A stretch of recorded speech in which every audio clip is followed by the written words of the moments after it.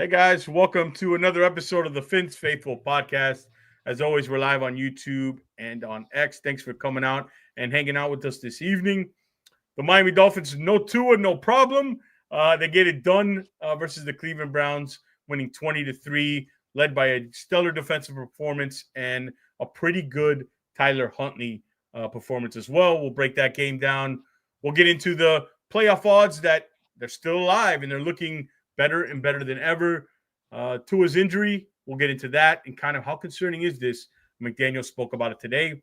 To help me break that all down, I'm joined by very special guest, Kadeem from one of the co-hosts from the Go Time Dolphins podcast. I was just on his show. They got a great show over there. Kadeem, thanks so much for joining me. How you doing, buddy? No, thank you for having me. Yeah, I'm doing good.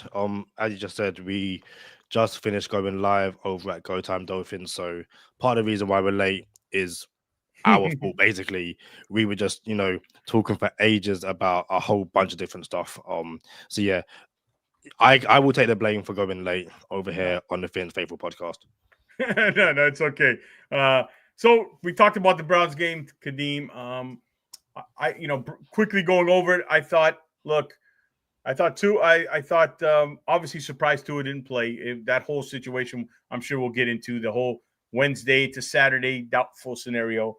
But I thought this was a team with Tua or with Tyler Huntley. They should win, mostly because I didn't think that offense would be capable, the Browns offense with DTR quarterback, to score much against this defense. Like I said on your podcast, if they were still playing, I'm not sure the Browns would have scored. Running game wasn't there. I didn't think Mike McDaniel coached a great game. I know some people would differ, but they won in spite of him. The defense and Tyler Huntley's performance, I think, really, really stood out. What were your general thoughts, kind of on the Browns game there, Kadeem? Um, some of the problems that have plagued this Dolphins team throughout Mike McDaniel's tenure kind of reared its ugly head on that opening drive. Penalties, just ill discipline. I still think this team is I don't want to say badly coached team, but prime example, Tyrod Dodson gets an amazing interception. Great, brilliant. You intercepts on the halfway line. He takes his helmet off. So that's a 15-yard penalty. And then you basically look like you're in, at the very least, field goal position, and you end up on back in your own 20 because of penalties and all that kind of stuff. So they found a way to get it done. The Browns are one of the worst teams in the NFL. They are so, so bad. But I'm also not going to sit here and, cheerleader, pom-pom, they go, yay, this team is brilliant, because they found a way to beat a really bad team, which they didn't do against the Colts earlier this season. But like you said, Tua, Tyler Huntley, joke, not a joke, Skylar Thompson, this Dolphin team should be beating the Cleveland Browns. Yeah. And I thought too, I mean, the running game though, it just I don't know. I was disappointed. I wanted to establish the running game a little bit in this game, get it going.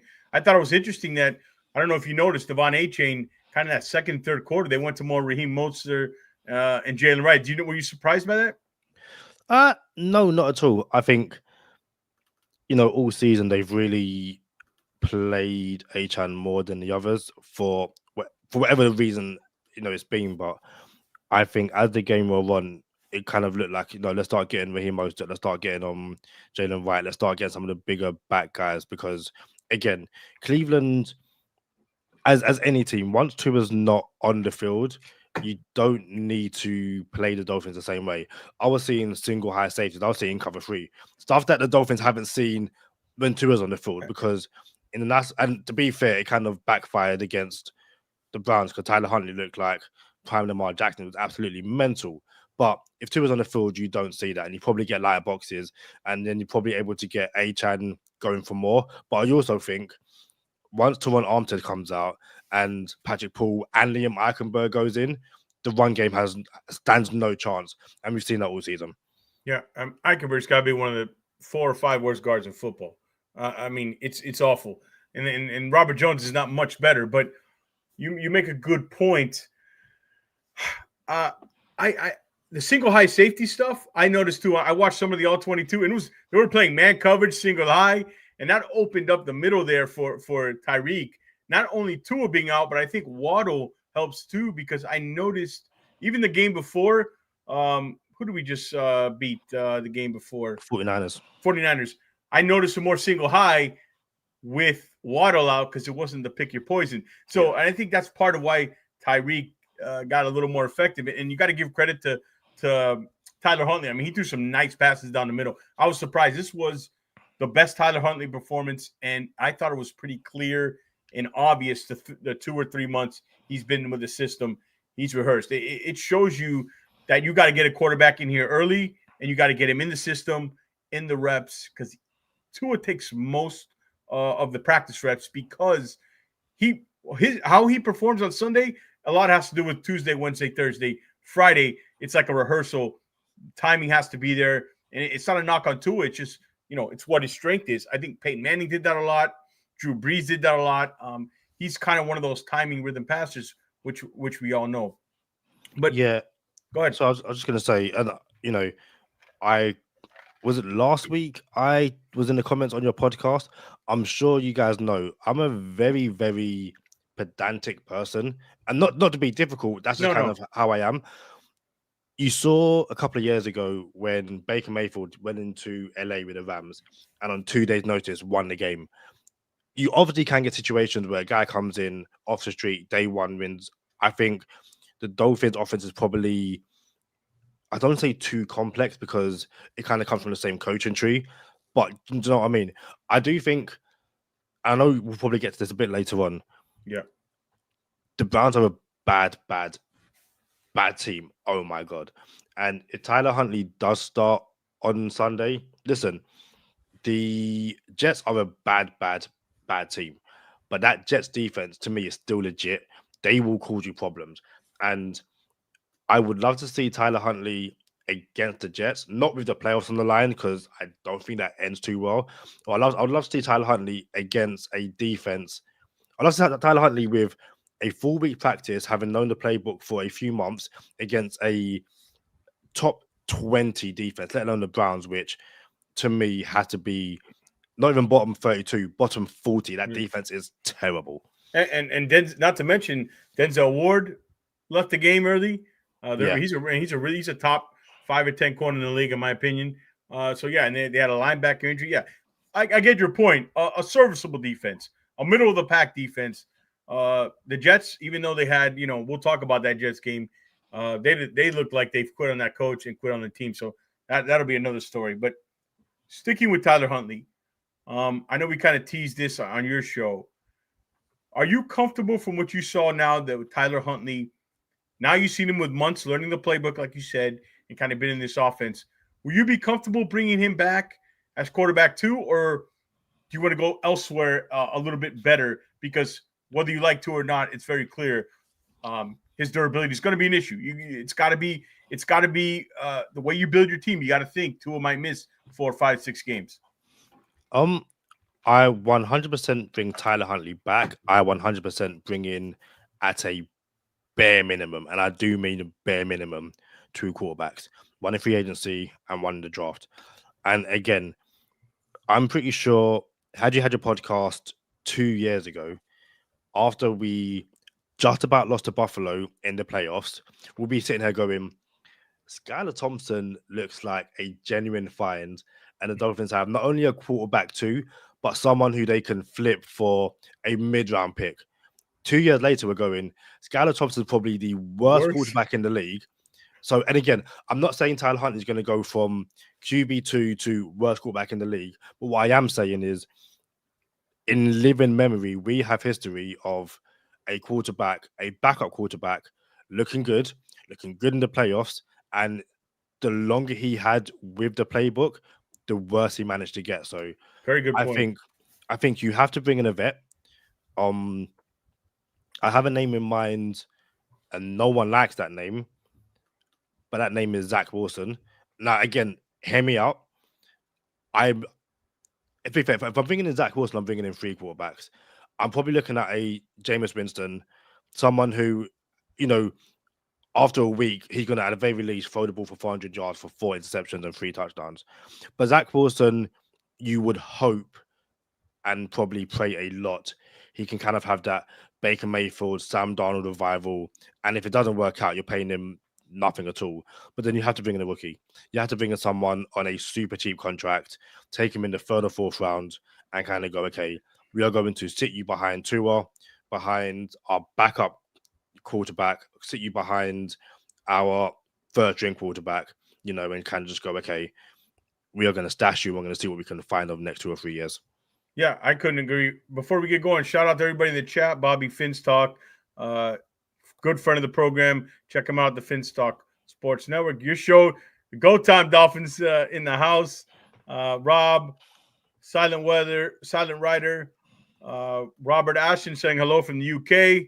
Hello from here in the States. Thank you for joining Armando with his question. When's the last time a West Coast offense won a Super Bowl? It looks nice, but it's not working. Well, the 49ers had a chance, and they haven't been.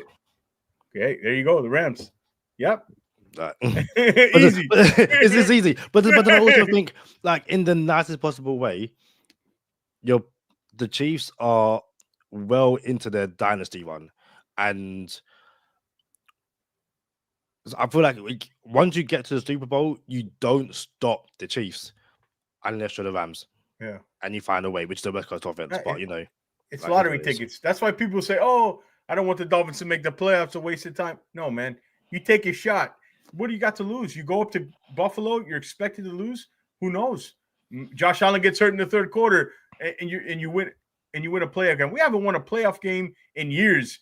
24 years. Mental. Yeah, it's crazy. Ever since I started being a fan, we haven't won a game.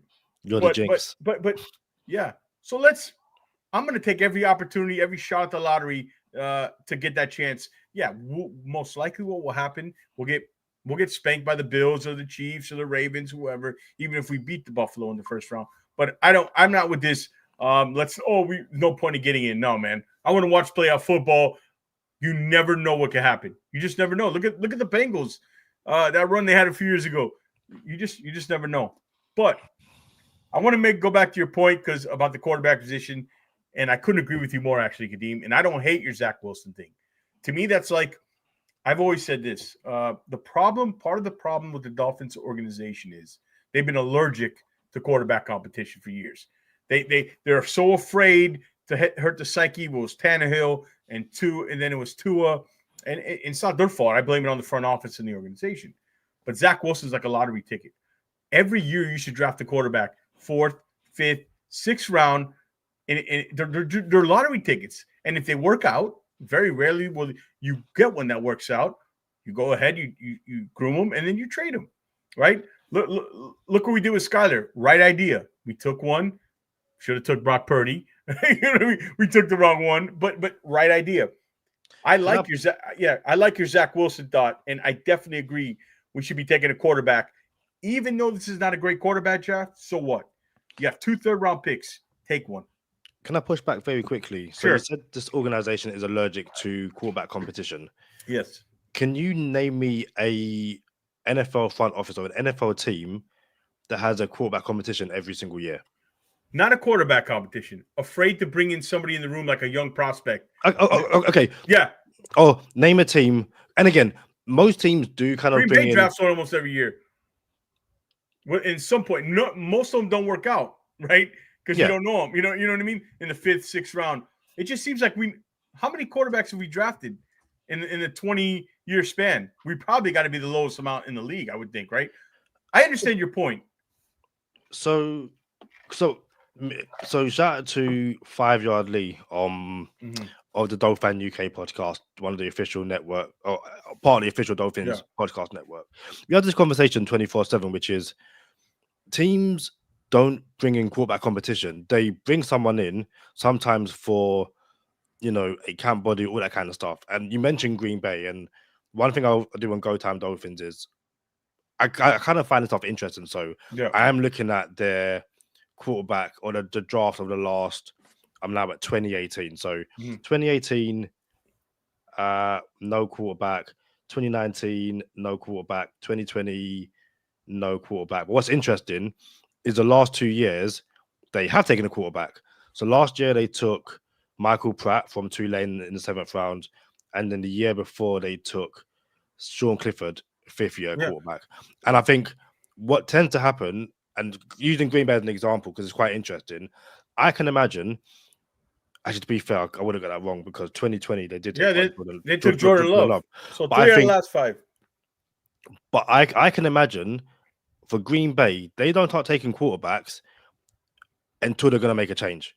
Because again, I'm looking, just in the teens. So 2020, 12. So I'll start from 2011. 2010, no quarterback. 2011, no quarterback. 2012, won the 7th round, BJ Coleman. 2013, no quarterback. 2014, no. 2015, Brett Huntley. 2016, no one. 2017, no one. 2018, no one. So basically, Yeah. my overall point is teams don't bring a quarterback for competition. They bring a quarterback because, okay, we need a new quarterback because the other rookie's gone. He didn't pan out. If you've got a legit starting quarterback and he's the face of your franchise, no amount of competition is going to make him any better because there's no competition. Right. Like the guy you bring in is backup at best. If not, he's running scout team. Like Brock Purdy is a great example. I will wholeheartedly stand down on my 10 toes that Brock Purdy wasn't brought in for competition. Because if he was brought in for competition, you don't take him in the 7th round. You bring him in way earlier. They just got the Trey Lance pick horribly wrong. I think at one point they brought in Sam Darnold. That just didn't work out for whatever reason. They went through, and Brock Purdy just managed to hit. But I can also imagine the 49ers fans having the same conversation we're having about Tua, which is, has Brock Purdy hit that ceiling? Is a 7th round quarterback the best he's going to do is the Super Bowl, which is absolutely amazing. But again, injuries, play, all that kind of stuff. It's definitely an interesting conversation. Yeah. I just don't quite subscribe to the belief that teams bring in quarterback competition because there never is actually one. Fair point. And when I mean every year, that's just kind of something I would do, right? Yeah, of course, yeah. Yeah. Charlie says the same thing as well. Yeah. I think what more importantly is look how many Dolphins haven't drafted a quarterback. It's about that's the most important position on the field. This team hasn't won a playoff game in 24 years. We're not Green Bay. All right. Agreed. Yeah. Yeah. We're not. None of these. Ryan Tannehill wasn't good enough to allow you to give up on that search. That's the problem. Tua's injury history, whether you love him or not, we said it over and over again. It's got to play an issue, right, Kadeem? You could be the biggest Tua supporter, but look how many years has he stayed healthy? 1 year. How many years since his college days, right? So to me, they don't take enough chances in the lottery. And you mentioned Green Bay, Clifford, and the other guy didn't work out. So what? I'm okay with that. Or do you want to take a 7th round offensive tackle named Ryan Hayes out of Michigan who sucks? You know what I mean? Take that position. And when I mean they're allergic to it, this team, this organization doesn't like to mess with the psyche of a quarterback whatsoever. Realistically, no quarterback you're going to draft is going to be better than Tua Tagovailoa or unseat Tua or unseat Ryan Tannehill most likely. But you never know when you find a Brady. You never know when you find a Purdy. They took Trey Lance, but they also took Brock Purdy. And that's my point. You know what I mean? Yeah. Well, we took Tua. We also took Skyler. We just took the wrong one. Your point is well taken. Yeah. I get what you mean. No team comes in and says, oh, we're having a quarterback competition every year. I'm just saying in the building, get somebody in that room young. If they would have drafted the right one a few years ago, who knows? I think it's tough this year, right? Because I don't know how good the draft class is. Not great at that position. The 2026 class is a little better. But boy, Kadeem, I still would take one this year. And you agree with that, right? Oh, yeah. Like, I don't know, outside the Cam Ward and stuff like that. Like you said, you got two 3rd round picks. I'm taking a quarterback. I'm taking the one which I think best works in the system I have, or at the very least has the. And I guess when we're talking about Chris Greer, part of the problem is that the Dolphins love taking kind of like intangible guys and then like trying to do something with them. It's like that. Yeah. When it comes to drafting my offensive lineman in 2025, I'm drafting the biggest. I'll say this now: the biggest white guys with no teeth. who listen to ACDC, and they are going to be absolutely, shout out to the Dive Bar podcast. Hi, Bar. Bobby, what's up, brother? Had a drink with Joe Robbie over Joe in Robbie. London. Great time. The reason the Dolphins lost that Bills game is because Joe left the Hippodrome at halftime. When he was there drinking with myself and a few others, Dolphins are winning. He left, Dolphins lost. I will say that to the day I die. Yeah. But no, I want big beef linemen. I don't need them to be the best linemen in the class. I need them to be serviceable. Do not get my quarterback killed. What's also interesting, you mentioned or you invoked the name Ryan Tannehill. Yeah. And I think it's interesting because when he went to the Titans and they gave him an offensive line and Derrick Henry, number 1 seed. Now, it's got number 1 seed, lost to the Bengals. Bengals went to the Super Bowl. It's very funny. But I think if you look at Tua, what I would do with Tua and what the Dolphins should have done with Ryan Tannehill, and it's what the Chargers have done with Justin Herbert, I'm building you a stellar offensive line. I'm giving you the best run game, and we are going to we're going to run the ball over and over again. And what you have in Tua is that, okay, if I need you to drop back 20 to 25 times a game, absolutely brilliant. I remember in our first year at Go Time Dolphins, and Brian Flores had this defense which was just killing teams, and Tua was winning games with like 170 yards, 1 touchdown. No separation at wide receiver. No. But who's their best receiver? What's his name? The special teams guy. We had Preston Williams, Jakeem Grant, Devontae Parker. Yeah, no. The one who played, I think, who's he playing? He has a puffy hair. Oh, Matt Collins. Yeah, Matt Collins. Those were the guys. But I remember like having an argument with Dolphin fans going, we want Justin Herbert to be thrown for like 400 yards. And I was like, I will happily take a quarterback who is getting 170 yards and 1 touchdown and winning games. I don't need, obviously, we now know we're getting 70 points. I don't need Tua to throw for 400 yards and 2 touchdowns, 3 touchdowns every single game. I will legitimately take a 200, across your 3 running backs, 200 yards on the ground, 170 in the air. Tua doesn't turn the ball over, feeds, plays the, I guess, basketball guard position, give the ball to Tyreek Hill, Jalen Waddle, Malik Washington. I don't care who it is, and play complementary football.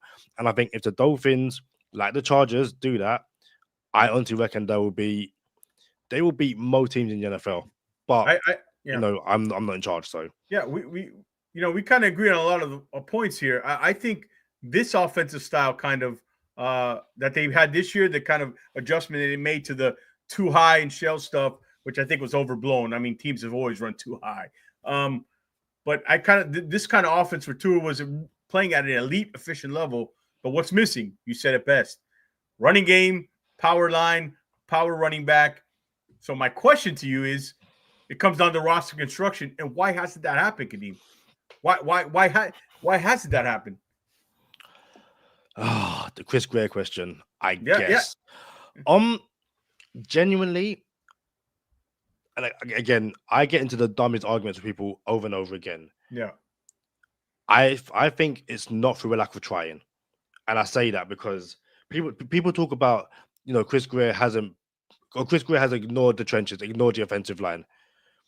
2020, Chris Greer drafts Tua pick number 5. Pick 18, Austin Jackson, and then he goes and takes Robert Hunt in the 2nd round, I think, Solomon Kinley in the 3rd round. I would double check that. But if Kinley 4th round, I think. 4th round. But at the very least, he takes 3 offensive linemen in 1 draft class. You've got, if all goes well, 2 starting guards and a tackle. If all goes well. The following year, he takes Liam Eichenberg in the draft, but he brings in Connor Williams at center and Teron Armstead at tackle. So in 2 years, he's brought in, at a bare minimum, 6 offensive linemen, and I don't think it's out of order to say 5 of them you would hope would become starters, because you've paid 2 in free agency a lot of money and taken 3 in the first 2 rounds of the NFL draft. So to me, you've tried. The issue with Chris Greer and the Dolphins is that it failed. So, and yeah, it's the Dolphins' luck. They take the one guy from Notre Dame who busts out. The one clean white Notre Dame tackle prospect that started 4 years that didn't work out. But then you've also, Connor Williams leaves, and you go and get Aaron Brewer, and obviously you also bring in Isaiah Wynn. Chris Gray and the Dolphins have tried to build a defensive line. It's just failed, and people I have the discussion with don't kind of like to hear that, but I'd much rather have a GM who has tried as opposed to one who had literally ignored. I don't think multiple attempts in free agency, multiple attempts in the first 2 rounds of the draft to find defensive line, that to me, that's not ignoring it. You just failed. So I will happily agree with anyone who says he has bad, or I wouldn't wholeheartedly agree and say he's bad at scouting, because Robert Hunt, a very, very, very good guard. Austin Jackson is middling, I guess, but he hit with Connor Williams, hit with Aaron Brewer. Teron Armstead, you can't really go wrong, but you know the injury history, that is what it is. But yeah, like, he's tried. He just failed. But I'd rather him try and fail than not try at all. Yeah. Point well taken. But look at the injury history of those guys they brought in. Connor Williams, injury history. Teron Armstead, he's guaranteed to miss 5 or 6 games a year. Of course, yeah. I mean, that's part of the problem. But you go into this year, look at the guard play. I mean, I think the guards is where really is the issue. And you got to bring context. 21 draft. All right. I always say this. It's not who you draft. It's sometimes how you don't draft. Building a roster is puzzle pieces.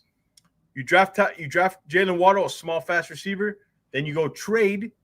In fairness to him, he didn't know Tyreek was going to be available. You go trade for the same type of receiver, a first-round pick, a first, a fourth, something like that. No doubt Tyreek was productive, but there could be the argument, where has it lead us to?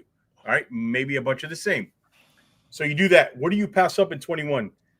A gold jacket right tackle in Penei Sewell. I mean, I was screaming at the top of my lungs in the draft that you don't pass that type of player up for a 5'10" wide receiver. And I like Waddle, right? Yeah. Then we go into this year. Then we go into Eichenberg, the 21 draft. Not only do they draft Eichenberg and pass up Creed Humphrey, and I know we can do the whole look back and kind of, history is, go back in history and kind of play the result. But Creed Humphrey was clearly the type of guy they needed at the position, and he fell to us. And not only did we not take him, we traded up, and we gave up a 3rd-round pick the next year. So we wasted that pick and a 3rd. Then we took Hunter Long over Quinn Myers, the kid in the Broncos. It's all positions that were obvious. Who's the right tackle for the Green Bay Packers? Really good player. Drafted in the 4th round, the Channing Tindall draft. I will have a look for you. Yeah. What's his name? Green Bay Packers, Wikipedia. I was looking myself, but notable players, offensive linemen. They've got they got a guy called Kadeem Telford, hilariously. They got Andre Dillard, Elton Jenkins, Josh Myers. No. Say they took him in the 4th round of that Channing Tindall. I'll look him up. I'll be able to find him. I believe it's Green Bay. Anybody in the chat might know who I'm talking about. The Green Bay offensive lineman that we passed up. And that 20. When was what's this guy's name? When was So Tindall was 2022. 2022 draft. I believe it was. I am looking through the draft now. Zach Tom. Okay, yeah. Zach Tom, another guy. I know it's easy to go back and all teams have misses. Okay, don't get me wrong. I'm not saying that you have to be perfect, but it's just the way that the pieces are put together. It's the same thing.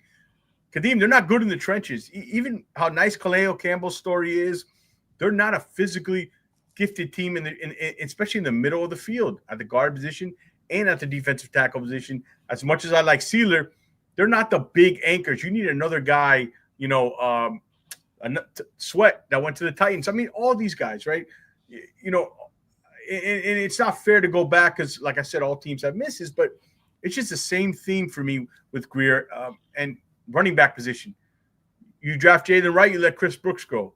You had Chris Brooks in your back pocket. Not that he's a special player, but he's a type of different running back in the room that you could have used instead of, a Jalen Wright, and remember, we gave up a 3rd-round pick this year to get Jalen Wright to trade up to get in that 4th round. So, yeah, I mean, to me, it's roster construction. It's pretty much the same problem every year. And you said it yourself, but there's no good answer why it hasn't happened because you, me, Charlie, every Dolphins podcaster knows they got to establish some physicality in the trenches, and it still hasn't happened. And for me, until Chris Greer's out the door, I'm not sure. And I'll say this on the Chris Greer thing. I'll let you go, Kadeem. He's not a bad GM. He's not awful. That's the problem, right? He's a middle of the pack GM. He's going to make some good decisions, a la this offseason, Jonnu Smith, Jordan Brooks, Brewer, good pickups. He's also had the misses, the safety position, Odell Beckham Jr. He's not bad. He's got enough excuses to come back to the owner and say, hey, but wait a minute, we've been injured. If Tua was healthy, look what I did. It's always just enough. And I just think he tore down a 9-win team and built another one because he doesn't know how to construct the roster to compete with the Chiefs, the Ravens, those kind of teams. That's my I know I'm a little rant here, but that's my thoughts on Greer because I just think he's been the problem. No, listen, I think, as I said on our show, it might be not fair. Charlie and I started in 2020. Me and Charlie had this conversation over and over again. We said it on draft night.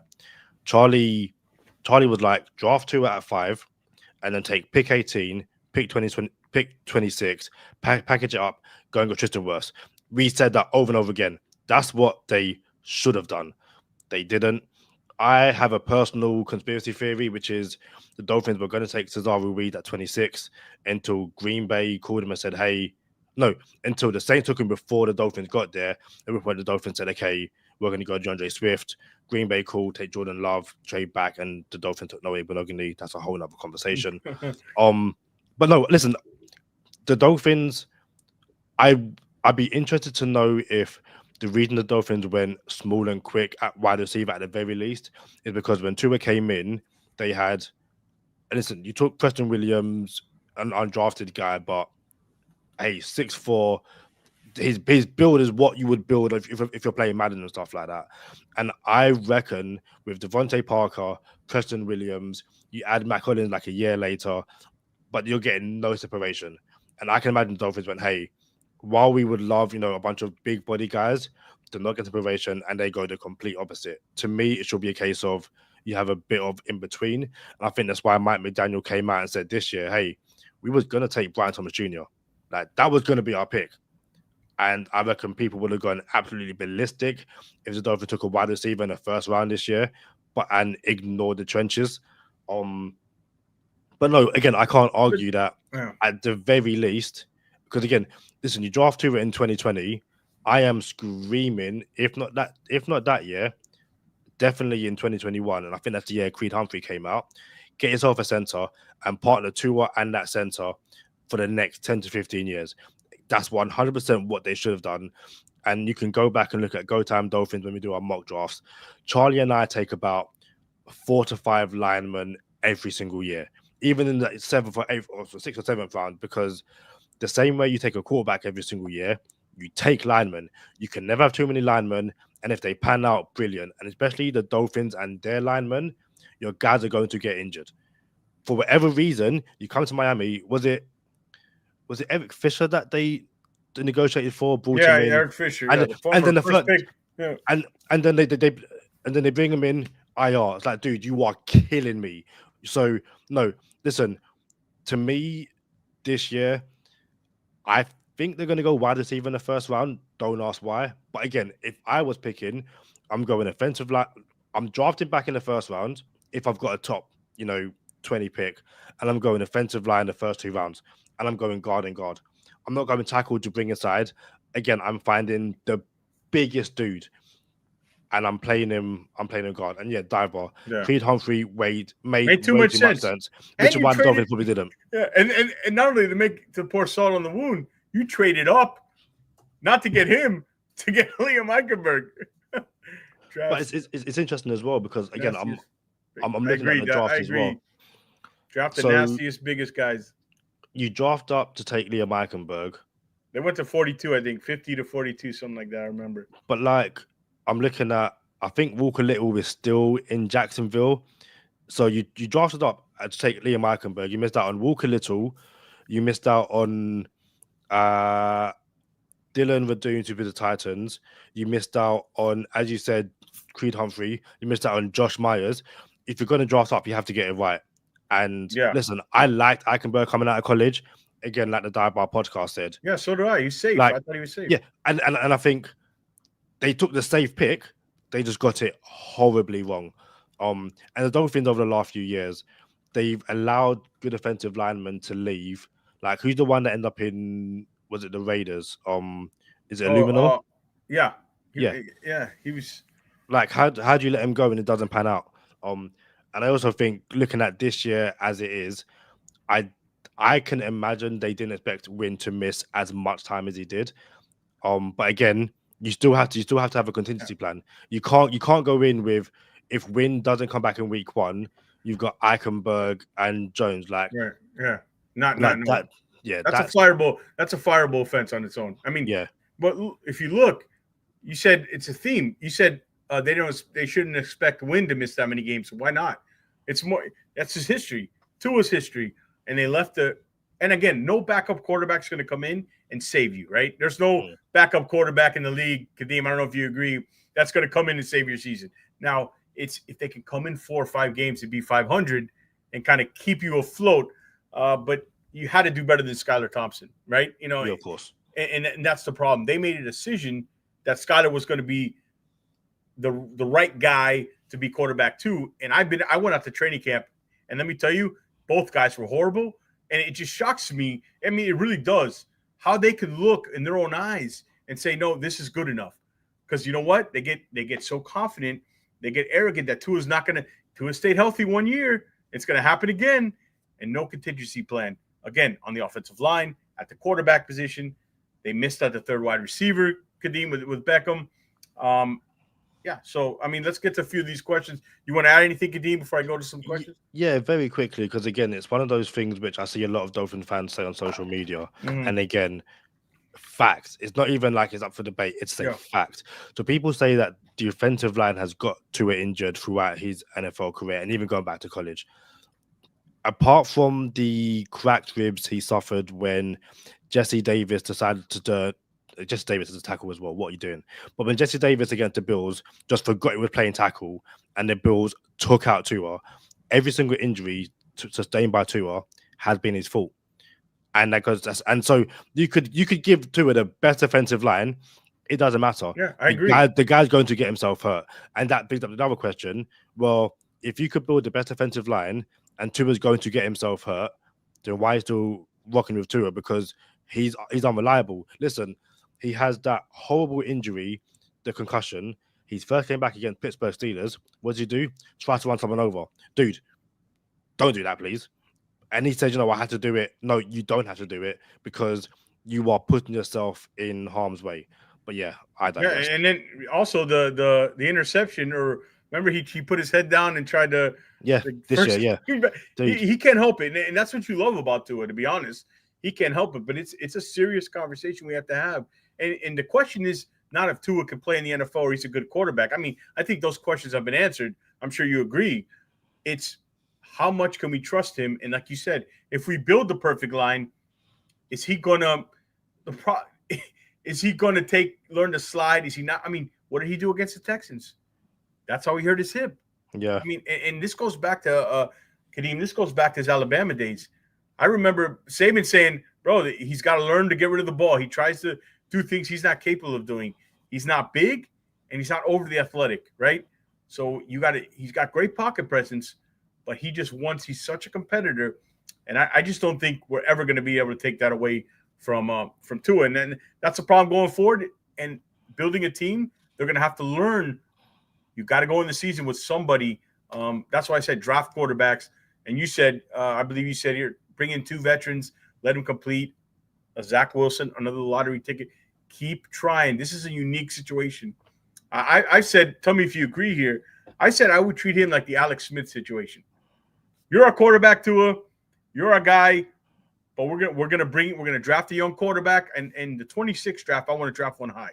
We're gonna draft a guy we like. Now you just can't go waste a pick on a guy. We're not gonna draft Carson Beck in the first round just because we want to draft the quarterback. But you draft one you think you like, give him the clipboard. Tua, you're our guy. And if Tua gets hurt, you got to put him in. You got to put him in. But I would treat it kind of like the Alex Smith situation. What are your thoughts on that?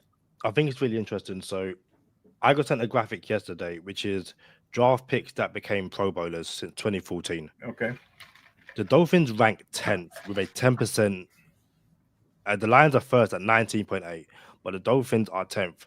But to me, that says Chris Greer either nails a pick or he gets it horribly wrong. And I say that to say this.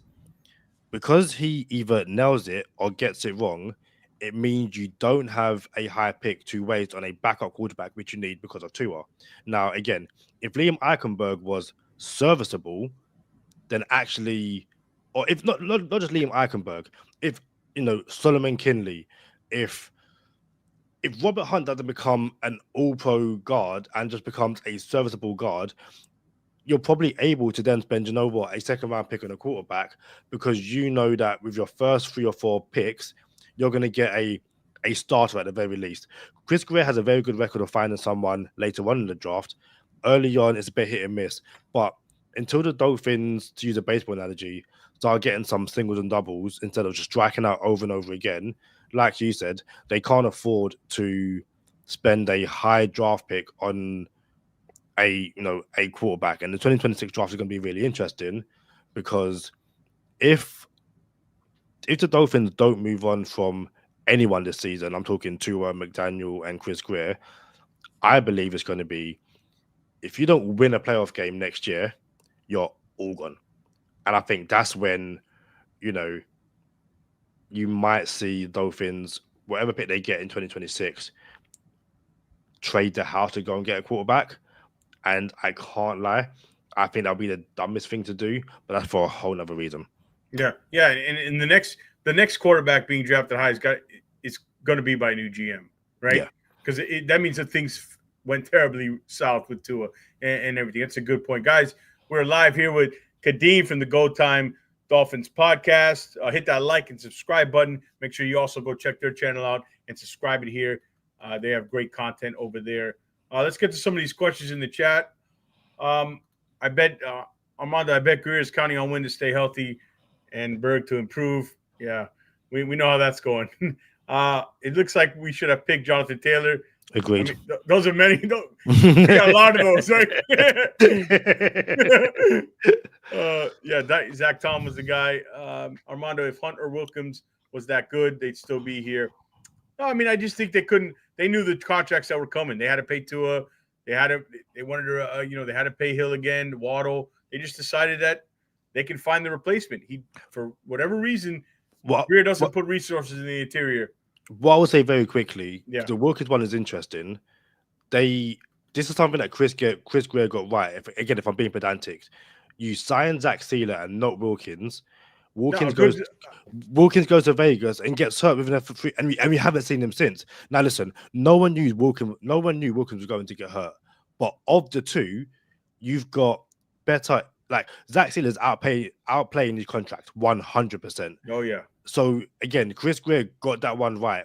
He bet on Zach Sealer, paid Zach Sealer, and again, no one's really going to turn around and say he got that one right because you kind of forget. Like Dolphins fans aren't talking about, hey, they should have kept Wilkins, which means he got that one decision right anyway. Yeah, I think the question is they should have re-signed Hunt like a year or two before. It wouldn't have cost. They should have had foresight here. So very very quickly, how many games did Robert Hunt miss last year? For the Dolphins? Yeah. Was it 4 or 5, something like that?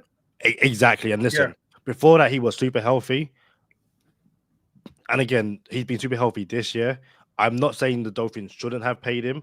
Yeah. I can also imagine a situation where they pay him before last season, then he gets hurt and everyone goes, well done, Chris Greer. You just paid someone and the guy can't stay healthy. You've messed that one up again. But again, that's just with the benefit of hindsight. Yeah, like Rob says, Hunt is very good. Money was the issue. Yeah, I think they were trying to. You can't pay everybody. You got to be. There's certain positions you got to kind of get by on, like probably linebacker you get by on, but offensive guard, I don't think they could get by on. That's kind of my problem with Greer. Armando Greer should have gotten blamed as well for that tampering year. That's on Ross. That's on the owner. I honestly feel another coach could do better with the talent we have. Not saying I will want Greer as a GM, just my take. Not saying I still want Greer as a GM. The coach, look, I've been back and forth on Mike. I think you got to give Mike credit for what he's done with Tua. Like he came in here and changed Tua the confidence, and he brought an offense that was last year. That 70-point game versus the Broncos. We haven't seen an offense like this in since Marino.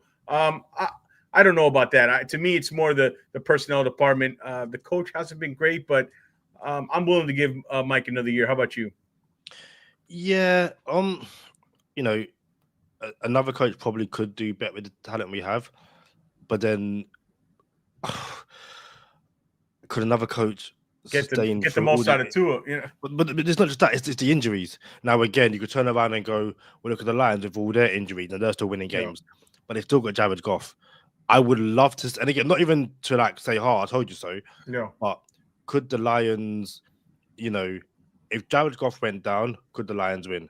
But then they also can turn around, and rightfully so. Someone could say to me, "Well, Jared Goff can throw 5 interceptions in one game, and the Lions still win. Yeah. Tua throws 2, and the whole Dolphins just go, that's it, I'm done." And I think there's another comment which I was reading by Armando Swaim saying, how much do we need to build around Tua, get him a line, all that kind of stuff.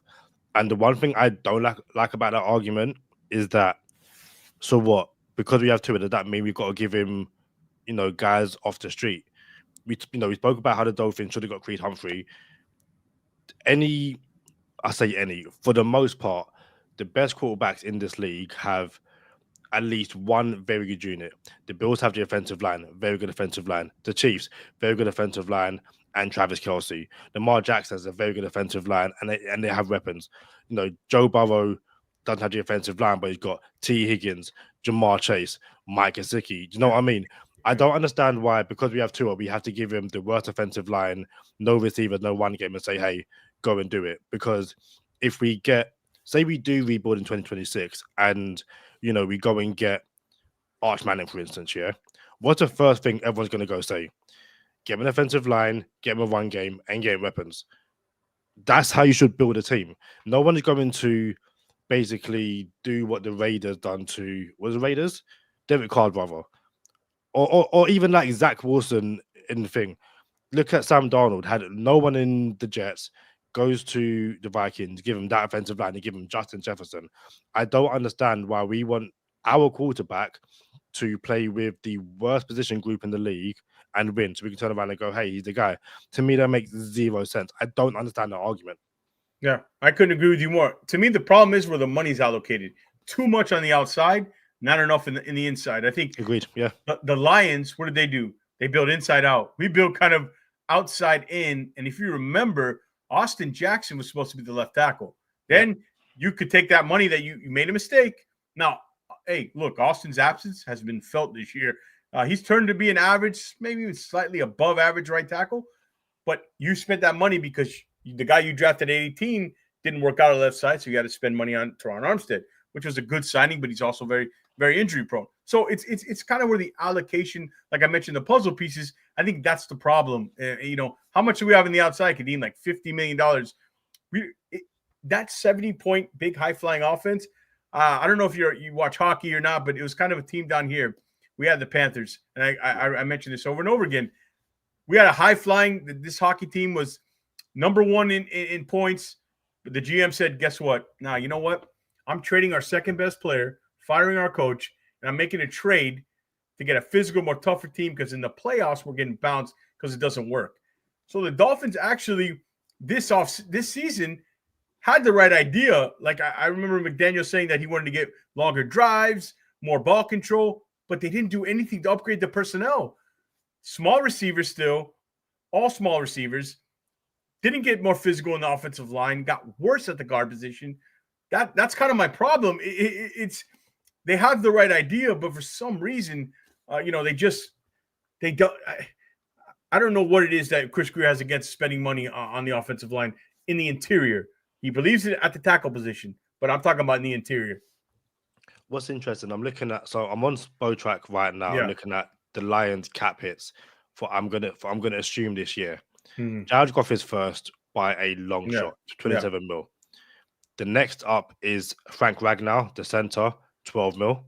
Hell of a After start. that, Taylor Decker, the left tackle, 10 mil. After that, the right tackle, Panay Sewell, 8 mil. After that, the guard, Kevin Ziegler. So the But Lions, exactly. but again, like they're not earning huge money. Like again, the cap hit from, and again, maybe I'm on the wrong Yeah. part basically, Yeah. but Spotrac is telling me the highest paid guy on the offensive line in 2024 is your center Frank Ragnow at 12 mil, and Robert Hunt wanted or is getting what 20 mil a year in Carolina. So that 20 mil is basically, if you're the Lions, Frank Ragnow and Panay Sewell, or Panay Sewell, Kevin Zeitler, and Graham Glasgow.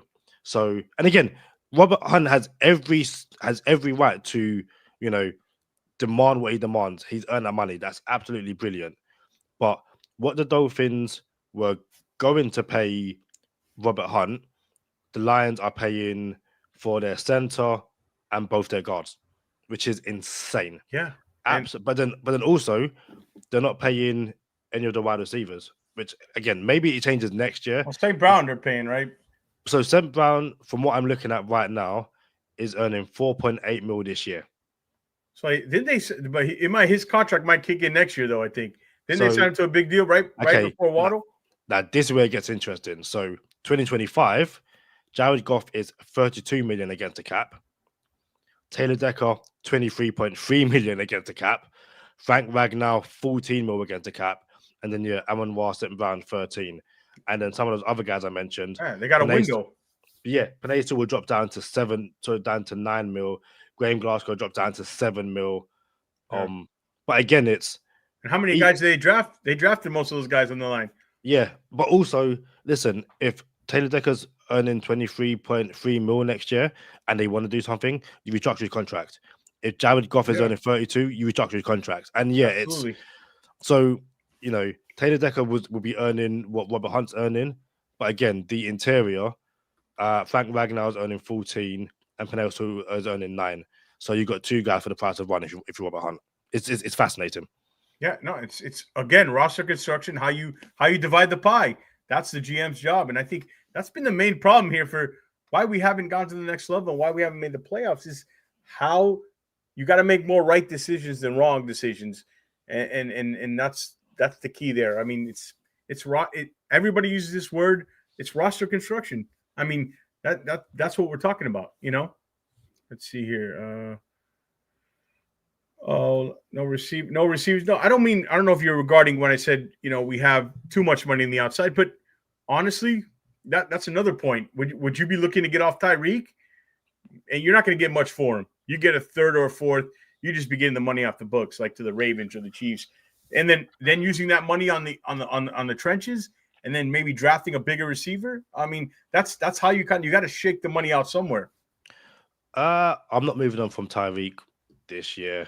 But again, the way I'm building this line, if I'm playing Madden and I've got the Dolphins, I'm investing in the offensive line in free agency in the draft, and I'm hoping, you've got.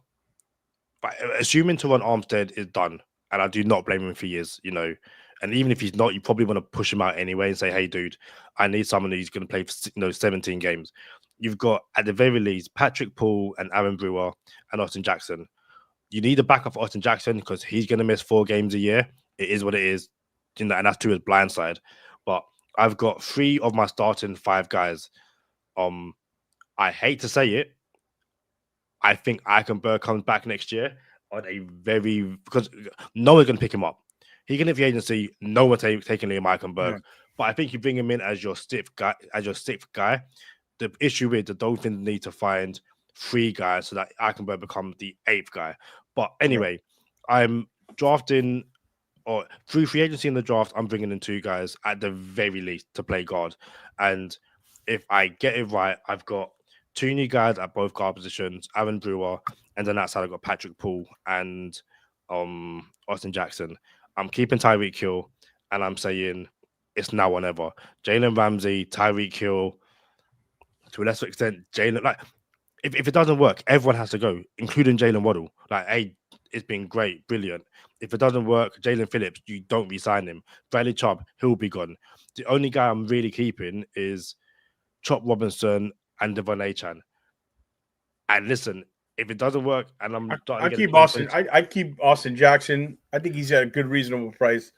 but I think Austin Jackson, he signed a 3-year extension, Yeah, so it'll be his last year. yeah. And if Austin Jackson plays the way he plays, but also gets injured, who's going to take someone again who's going to play at most 10 to 12 games? And if you trade him, you're getting a sixth for him. That's just bringing back nothing. But again, I'm looking at, the so 2026, I'm blowing up again. And your free agents that year or the contract is basically would be for everyone 2027. But I can imagine, you got outs for Hill, Armstead, Chubb, all those guys. If I think Hill's got an out after this year. yeah. But again, it depends on what you can get from him. I don't think you can get as much as people would think just by the name. I think if somebody gave you a 3rd round pick and they're going to eat the contract, you might have to eat some of that. Kind of how you remember how we ate some of the Tannehill contract. Yeah, we basically bought a 4th round pick. So you might kind of have to do something like that. But shout out to everybody in the chat, Mia, Rob, the Dive Bar, DSG guys. Thank you for all the questions. Miami is a huge reason to demand a renegotiation for Tua, Hill, and Waddle. Look, I wasn't in favor of giving Tua the contract yet. I didn't think it hurt him to pay on the 5th-year option, and I needed to see him stay healthy another year. Obviously, he hasn't, but Tua's their guy. They paid him, and Tua's not going anywhere for the next 2 years. In my opinion, you're kind of with him. All right, we did enough Greer Tua talk. Let's kind of jump in now. They got the Jets next week. Look, the playoff odds, it's very simple. Beat the Jets. Broncos got to lose to the Chiefs. Do you think the Broncos, I think our best option is, Bo Nix is still a rookie. So will Bo Nix have one of those rookie games? Will Carson Wentz try to prove something? Remember, how many times does Carson Wentz get to start in the NFL? And he's probably looking for a new contract. How do you like the odds? Because, I think this team will beat the Jets. Listen, I keep on saying to people over and over again, how many times have the Dolphins in the last 25 years, or definitely in the Brady Belichick era, have nothing to play for at the end of the season and beat the Patriots just because they could and go, hey, we don't like. People are saying that the Chiefs owe the Dolphins one. Was it from 2019? Yeah, because the Dolphins had nothing to play for apart from we're just going to beat the Patriots to mess up their playoff chances, or them getting the 1 seed. So I think don't underestimate the Chiefs and their backups going out there and beating the Broncos because they want to.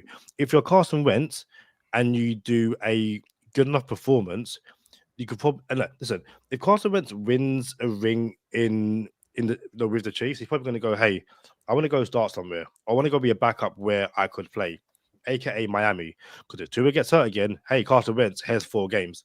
So listen, the Chiefs have something to play for. It's not the 1 seed, but there will be guys who will be wanting to make a name for themselves ahead of the playoffs in case they get an opportunity. Carson Wentz will want to play well because he wants to be somewhere next year. And for the Broncos, they messed up, I guess, their first chance against the Bengals on Saturday night. If I'm being brutally honest, I think the Broncos do it, as in win. But I also think it'll be I hope at the very least it's a tough game. The Chiefs aren't going to come out there and just lie down. It is what it is. Yeah, I couldn't agree more. And this notion, I hate this. Oh, how did the Giants are stupid for beating the Colts? Yeah, Joe Shine, their GM and their owner might want to lose. Players are not playing out there to lose games. They're not going to play at. They're not going to play at 50. This notion that they're going to play 50. Okay, guys, I want you to lose. So what? 50 play 50 or 60%. How does that work? It's ridiculous. It doesn't happen like that. The owners might want to tank. The GM might want to tank, but the players are not taking. They're out there with their lives on the line. That doesn't work like that. So to think the Chiefs are not going to go in there and not every starter is going to rest. You can't rest every starter in the NFL. Just you can't rest 5 offensive linemen. I think there's a big chance. I would put it 35% chance Dolphins will make the playoffs. If you had to put a percentage on it, what do you go with? I'd probably say around there. Listen, it's and again, fans can love Brian Flores as much as they want. You know, that's their opinion. The reason the Dolphins have Tua and not Joe Burrow is because Brian Flores won 5 games he had no right to win. You know, if you talk about a owner that wanted to tank, at the very least, Chris Greer and Stephen Ross done everything in their power for the Dolphins to win 2 or 3 games at an absolute max. Absolute max. Brian Flores won 5 games. Dolphins picked up 5th and picked Tua. If you're the Giants and you're Drew Lock, you want to be playing for a team next year. You are going to ball out. So yeah, if you're the Chiefs, not every single player is going to be there next season. Even if you're 5 offensive linemen and Travis Kelce, and even if you know who's going to start in the playoffs, you never know if you're going to have your Malcolm Butler moment. So at the very least, you're going to want to absolutely ball out against the Broncos. So in the playoffs, Andy Reid's like, hey, you put in a shift against the Broncos. Now's your moment. Do the exact same thing because someone has gone down, or they think, you know, again, for the Patriots, we want to give themselves this look. I mean, an extra corner. That guy, you know, made a play against the Broncos when he didn't have to. Now we need you. Go in there and do it. Yeah, and the thing is too is, and another thing it bothers me is the fans that say, "Why are we making the playoffs? What's the point?" I think we mentioned this backstage. Man, you never know what could happen. I mean, we almost beat the Bills a few years ago with Skylar Thompson as our quarterback. You don't know if Josh Allen gets hurt in the 3rd quarter. We haven't won a playoff, 24 years, 25 years? Man, let's take a shot at the lottery. You never know what's going to happen. What's most likely going to happen? Yeah, we'll probably lose. And even if we do somehow win, we'll probably lose in the next round, most likely. But hey, for a fan base that hasn't had a playoff win that long, look, man, get in. Who doesn't want to watch playoff football? Not only is it good for our shows, but it's good for the fan base. I mean, you're a fan. I'm a fan. You know, we just happen to do this on YouTube. But you always want to shot the playoffs because it's a lottery ticket in the dance, man. You never know what can happen, and that's kind of how I see it. No, I agree because also, you know, and again, fans have every right to fan the way they want. There have been fans who have been wishing away this season once Tua got down. You know, I'm sure you saw it as well. Once Tua got down, or Tua got hurt against Buffalo, and I was there for that game. So many fans were like, "I'm done for the season. I'm selling my season ticket, all that kind of stuff," and wanted to get ahead to next season. The off season is so long, you know. By June, July, fans are itching for NFL football. So while we have it, I want it to last as long as possible. We keep on saying over and over and over again, we want the Dolphins to win meaningful games in December, to play meaningful games in January.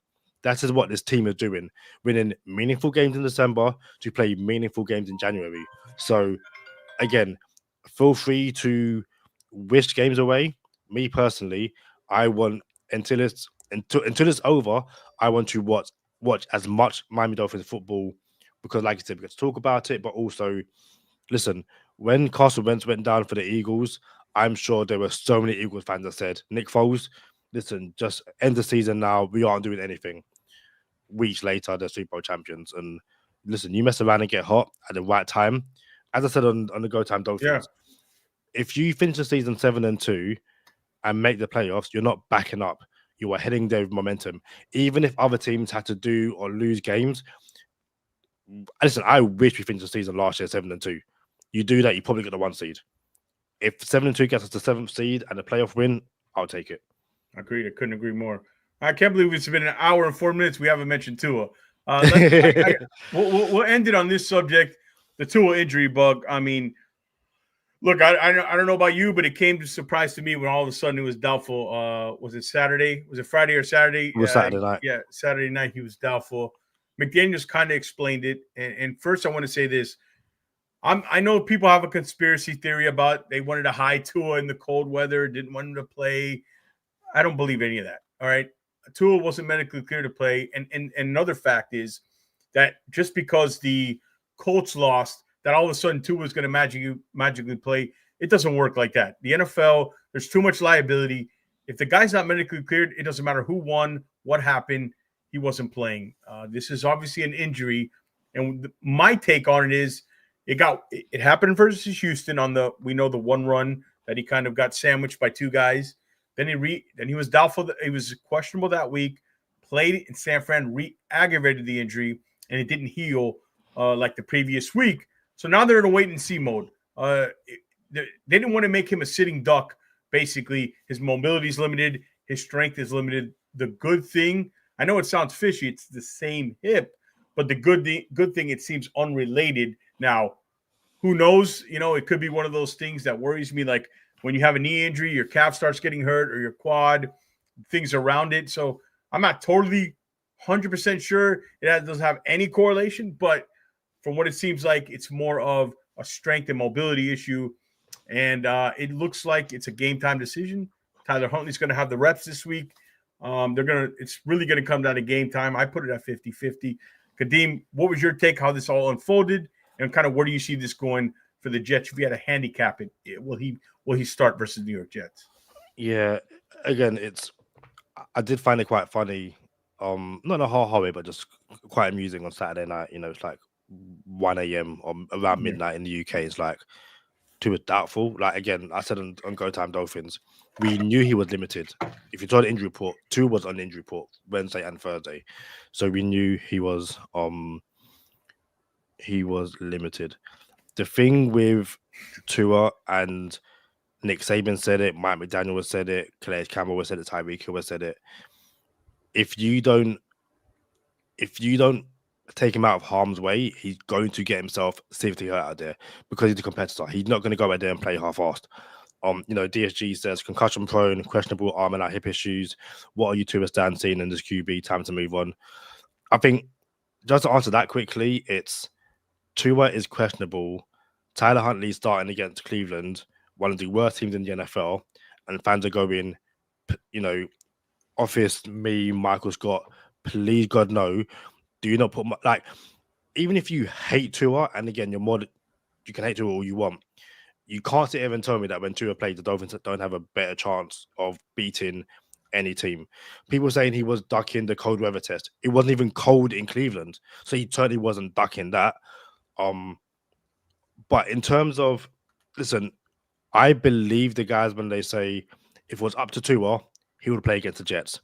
It's not up to him, and it sounds as if the doctors said, if you put Tua out there, he's going to get hurt and make it worse.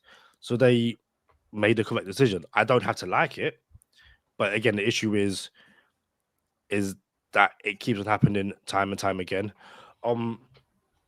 That's a whole nother separate issue and podcast. Yeah, exactly. Yeah. If you're asking me whether it's 50-50,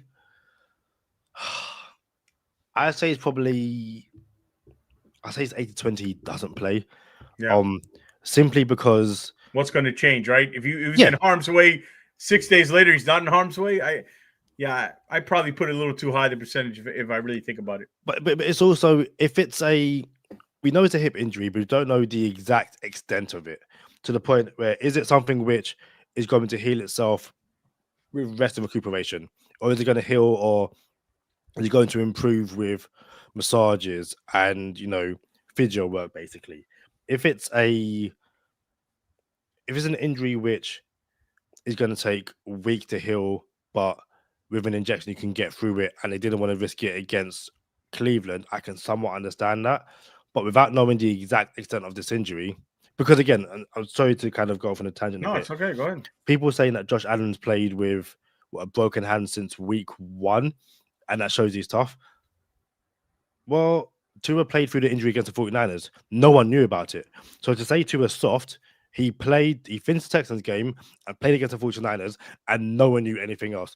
Until they came out and said that Josh Allen had a broken hand, no one knew. So I find it interesting that people are calling Tua soft. They weren't saying that against the 49ers. And it would have been interesting if after the Texans game, or before the 49ers game, saying, hey, I'm banged up, but I'm going to ride through the pain and play, whether we then have a different situation. But I also think the Tua situation around the injuries is now at a point where him missing Sunday's game probably would destroy the body coming back for a lot of people. But this day was always coming because even if he went this season without getting hurt, if he got hurt next year or the year after, fans will go, see, there you go, he's hurt again. Yeah. And I feel for this whole conversation, and whether you like Tua or not, no matter what side you're on, you're waiting for one "I told you so" moment. So Yeah. at this point, I don't quite see the point in having a not saying not with you, but with someone who viciously hates Tua. I don't see the point in having a conversation because I'm not going to change my mind. Yeah. You won't change yours.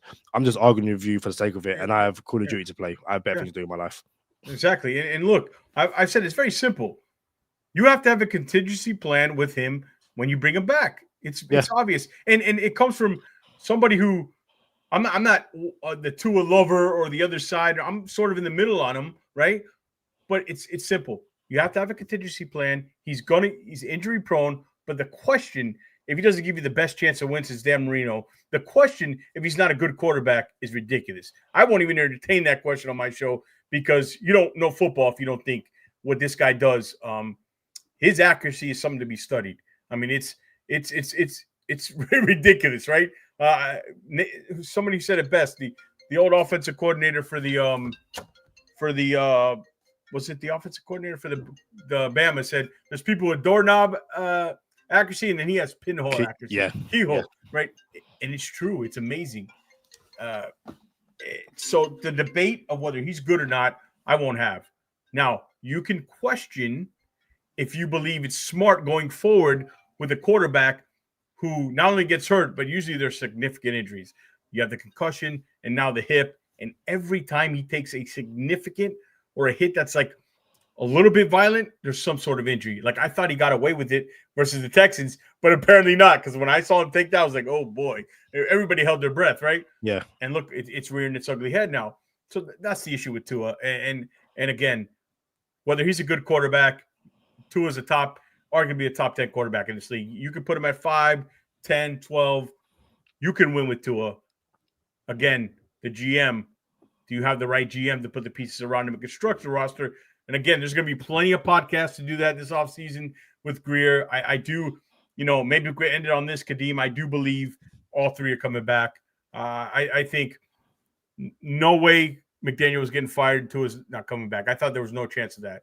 Greer was the only issue. I think they've done enough now. And I said it on the podcast when we were 2-6. I said, I know how the season's going to play out. They're going to go ahead and win 8 or 9 games or 10 games. They're going to make a run. It's going to be enough to keep Greer around.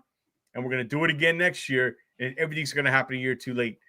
But I guess I'm okay with that because, to be honest, I'm tired of firing a GM than having the GM inherit the coach because you're not going to get the best candidate when you do that. So, if we are going to get rid of Greer, I would like to be a full clean house with the coach too. So you can get the best candidate because you're not going to get the best candidate where you're saying, hey, you got to take this coach. You got to take this quarterback. So, I guess we'll leave it on that.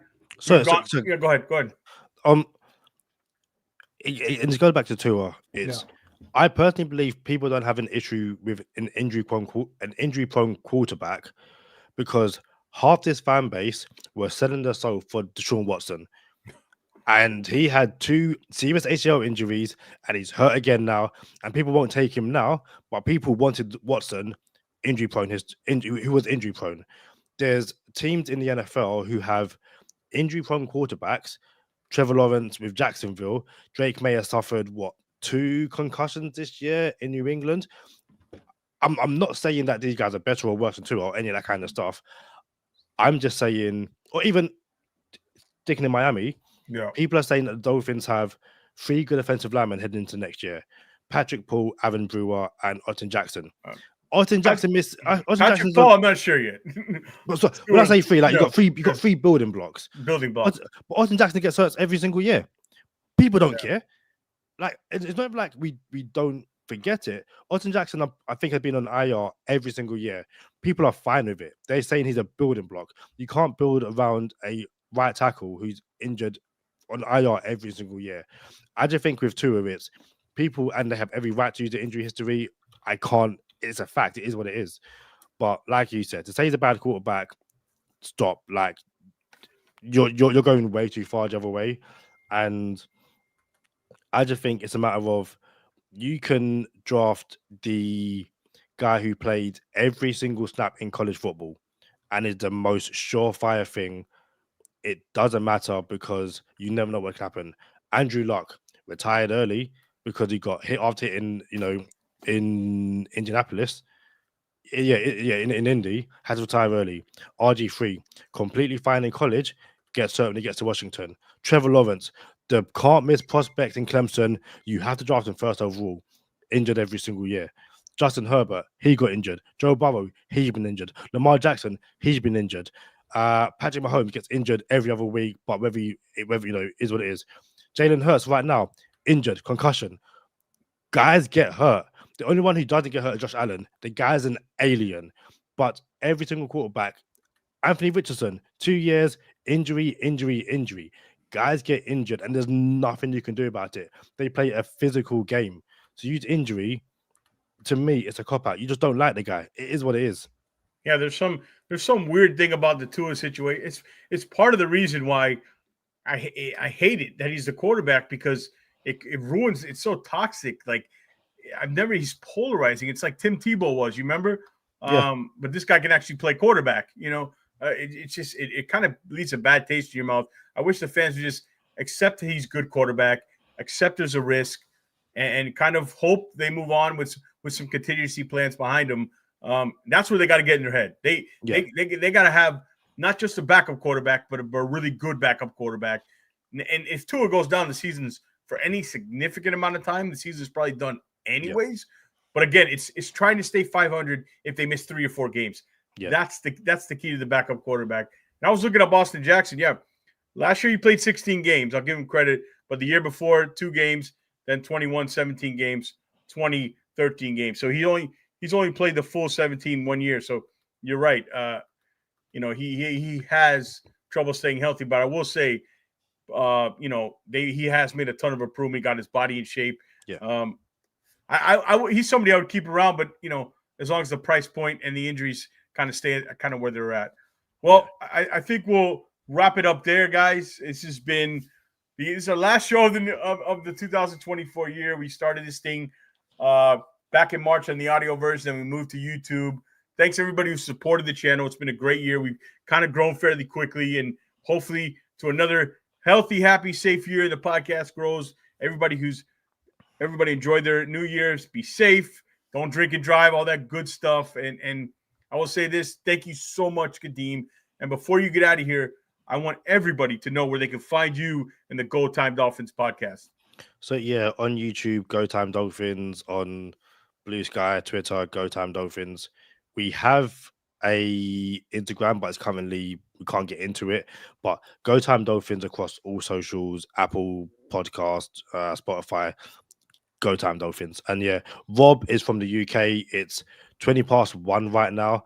So shout out to Rob, shout out to Robert Ashton, shout out to anyone who was on the Go Time Dolphins stream and came over. Yes, and to any Go Time Dolphins fans, you should be subscribed to Finn's Faithful Podcast and Go Time Dolphins 100%. Yeah, absolutely. This is definitely not our last time we're collabing. Sometimes you get with people and you can't have a conversation, but with you and your co-host Charlie, you get with people that you connect with, and you can go for 2 hours, 3 hours, and talk all day. So we'll definitely, whether they make the playoffs, not hopefully collab on each other's show and get Charlie on here too. UK dedication. So thank you guys so much. Again, thank you. Have a happy, safe New Year, and no drinking and driving out there. Be healthy. All right, guys. As always, stay Fins faithful. We are out.